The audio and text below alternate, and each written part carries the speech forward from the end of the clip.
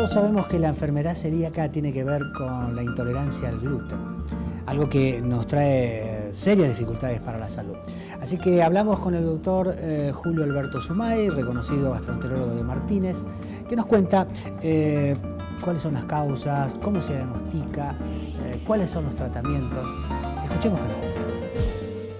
Julio, ¿qué es la enfermedad?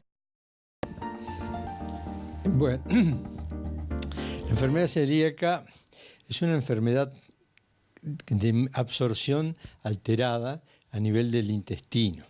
Tiene varios nombres. Se llama mala absorción también, enfermedades por mala absorción, que hay varias.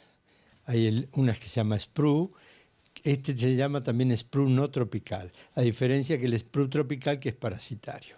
Pero yendo al tema. La enfermedad celíaca es una reacción inmunológica que sufre la mucosa intestinal cuando se ve enfrentada a determinados alergenos. Actúa como un antígeno generando un anticuerpo. Los alergenos están en los vegetales. Dentro de los vegetales, el trigo, fundamentalmente, la cebada, el centeno y la avena. ¿Por qué? Porque parte de su grano, si ustedes ven un grano de trigo, para ser el más conocido, tiene una formación externa, que es la fibra del salvado, y en su parte tiene un grupo de proteínas, entre las cuales está la gliadina. ¿Y eso qué es? ¿Qué hace? ¿Qué funciona? La gliadina es un componente del trigo, o de la avena, o de la cebada, del centeno, inmunológico, actúa como una proteína. Claro. Es como el pescado, a veces en algunos elementos del pescado que lo pones en contacto con los que son alérgicos a ese tipo de cosas y causa una reacción alérgica, o el chocolate. Claro. Se hincha, pica, etcétera, etcétera. La gliadina tiene exactamente el mismo mecanismo por ser un antígeno. Claro. Al reaccionar con la mucosa intestinal genera anticuerpos. ¿Y qué provoca finalmente en el organismo? Bueno, esos anticuerpos provocan una reacción. Vos lo ves en el chocolate que se hincha, claro. En el intestino no lo ves. No, claro. Pero eso genera la reacción de linfocitos asesinos, se llaman, kill, que lesionan las vellosidades del intestino delgado. Uno cuando ve a un enfermo de celiasis, lo ve demacrado, con ojeras, muy delgado, pálido.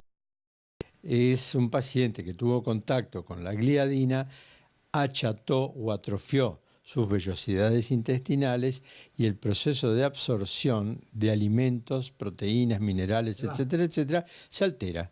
Directamente el intestino, en vez de ser una membrana permeable, actúa como un tubo rígido. Mete la comida y sale.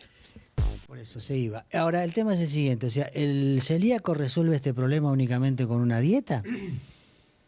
Sí, pero te cuento. Al ser una membrana impermeable que no permite la difusión, o sea, la absorción, uno de los primeros síntomas, ¿cuál va a ser? La diarrea. Junto con esa diarrea se van todos los elementos nutritivos que tendrían que haber pasado al medio interno del paciente. Vos me preguntabas cuáles son los síntomas. Claro. El primero puede ser la diarrea. Perdóname, me parece que debe ser muy difícil de... Por lo que vos me comentabas. Mira, a mí me resultó muy difícil hace 40 años atrás. ¿Por qué? Porque no existían los elementos que tenemos hoy en día.